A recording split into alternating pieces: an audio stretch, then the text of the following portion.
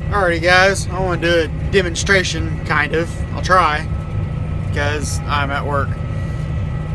But I want to show you how I sharpen my knives. This is how I used to sharpen them. Good old little ceramic dealie you buy at Walmart. And actually I sharpen my work knives with this just because I use them a lot. And I always have to keep resharpening them. But I'll show you with this knife here the difference before and after, because I didn't buy the system I have now when I first made this knife. So this is made or sharpened with the good old Walmart ceramic trap, and honestly it doesn't do anything.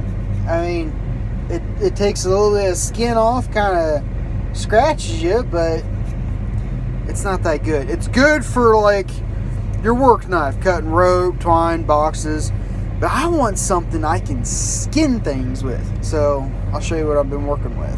I ordered on Amazon one of these LANSKY Sharpening kits, and actually the case sucks, so I put one of those heavy duty rubber bands on it. Like LANSKY, I don't know, but this is what it comes with. It comes with 5 different stones, and it bounces around in there. Yeah, there's a screw. But that actually bolts onto your blade. I say bolt, but it's more like a clamp. And it comes with a little instructional sheet. It's really easy to follow, really easy to do. And this is what your stones are going to look like. Just make sure they're level. So I actually got lucky, and in my car, in my tractor, I have this brace here where it has the radio, and then most of the time we have a GPS in here, but I'm unfortunate they stole mine. Well, they didn't really steal it, they used it for a swather, but anyways, I don't have it. Now, these little rods, every single one that I got was bent a little too sharp.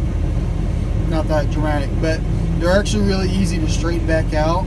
I believe these are just aluminum, so they bend actually fairly easy, but you can bow them real easy. So always try to grab it as close as you can, put your thumb right there, something for a good pivot point, and really they bend, like I said, super easy. It's really cool. They got these little notches in there, and those are your angles: 17, 20, 25, 30. 17 is like your fillet knife, 30 is like a chopper or an axe, and then your 25 and 30 is like the EDC knives. I like using 20.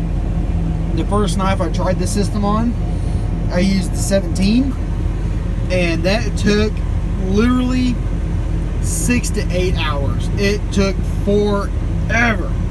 The 20 degree, however, took maybe 45 minutes to an hour, and that's just for your initial first time using it. Later on, after I did some 2 chops, I cleaned up the edge in like 10 minutes. And it was brand new, super razor sharp. So on this knife here, I'm going to go with a 20 degree again. And another thing, when you use the 17 degree, you have to use a different screw. They send it with you in the kit, but you just take this little knob out and you put in a regular screw. So one thing I do is take a little bit of this honing oil and just kind of drag it along there. And then don't drop it, but you put it in your little slot you choose, and I go 1 stripe down, trying to, there. Then I go on the other side, just to kind of spread that oil out.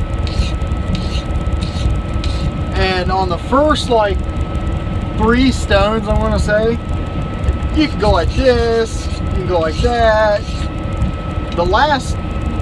The 4th one, really, the 600 degree, is the only one that really matters, because that's where it's still removing a lot of material, and you're still getting your grain to go the same way, and then go the exact same way on your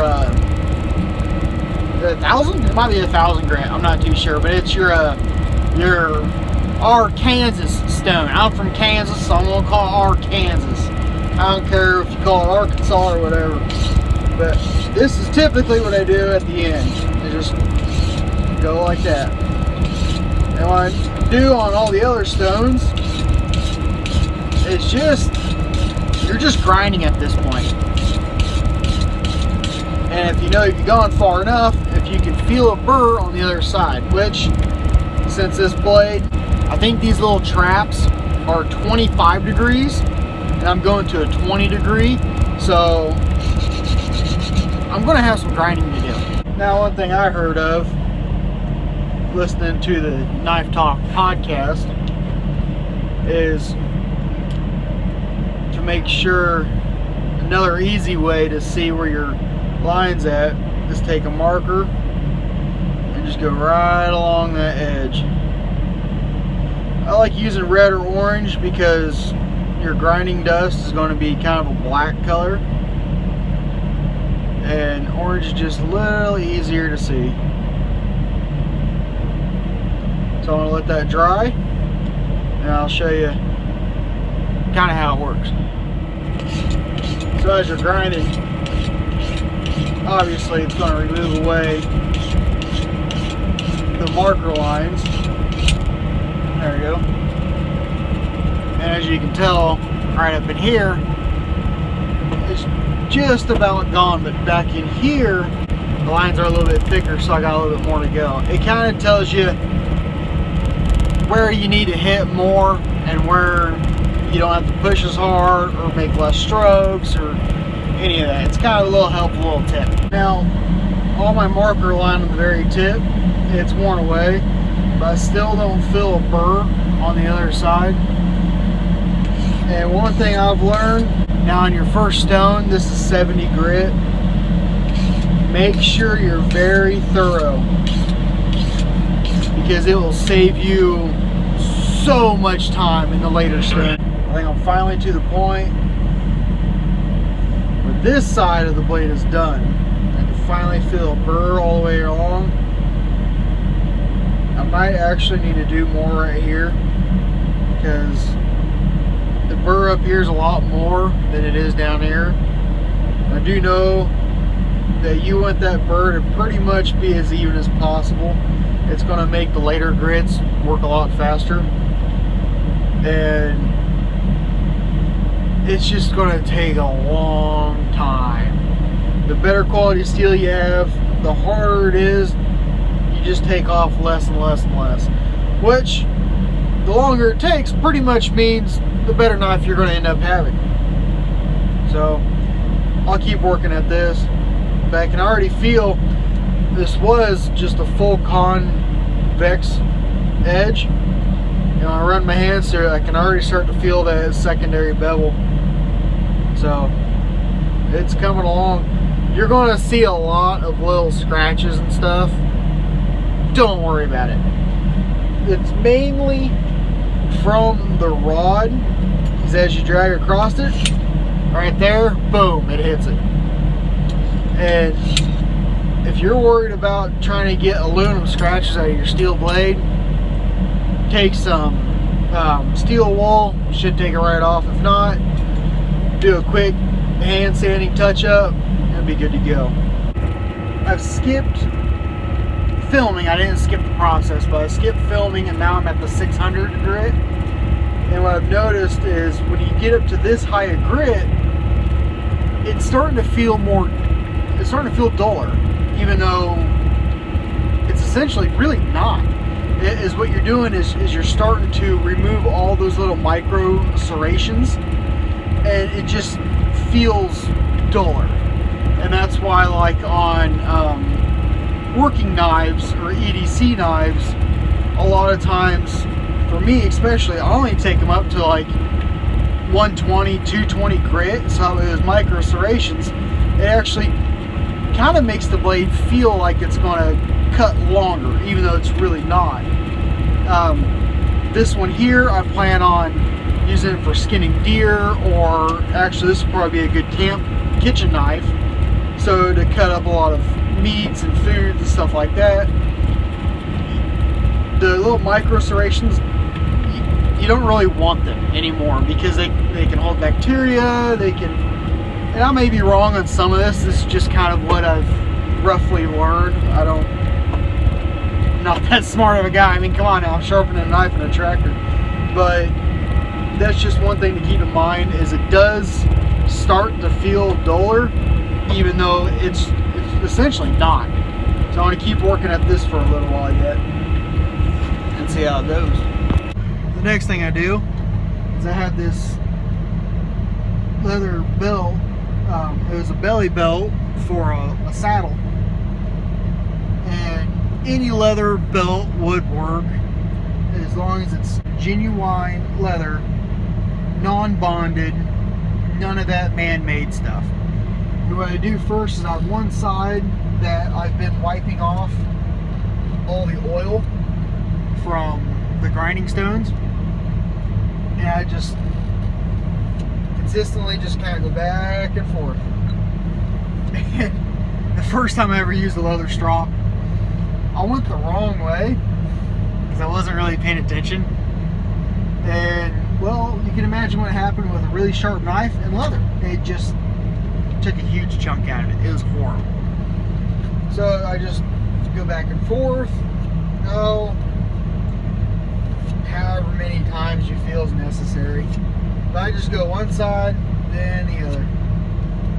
And I get done with that, I flip it over, and you can see there's kind of gunk on it. That's white buffing compound. And just to kind of give it that extra smooth finish. And I just do the same thing. Alrighty, let's try this out. See if it works.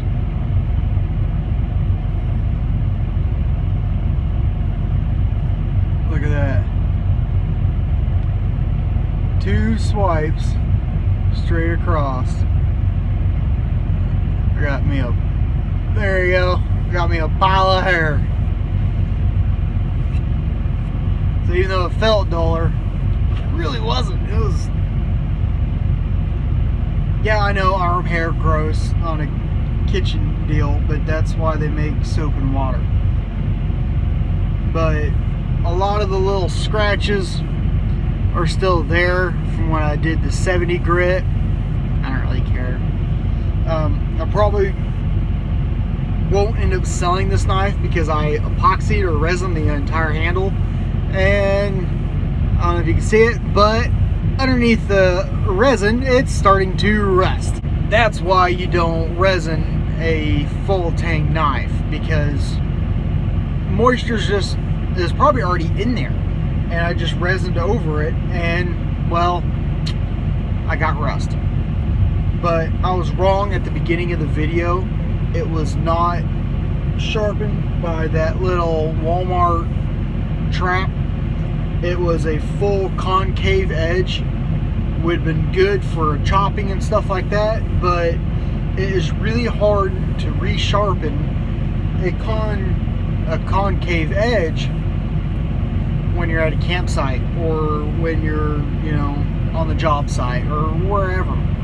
So I went with, it's a concave followed by a flat edge. So hopefully it'll be able to resharpen it a lot better. Thanks for watching. Like and subscribe if you found this interesting. Leave me comments if you didn't find it interesting. I don't care. I'm still new enough to YouTube. Any commentary I will read. I will reply back to 90% of it. And I enjoy it. So thank you guys for watching. Hey! Oh, it worked! Holy shit. Look at that. Oh, we got one. Oh, damn. Oh. Hiya!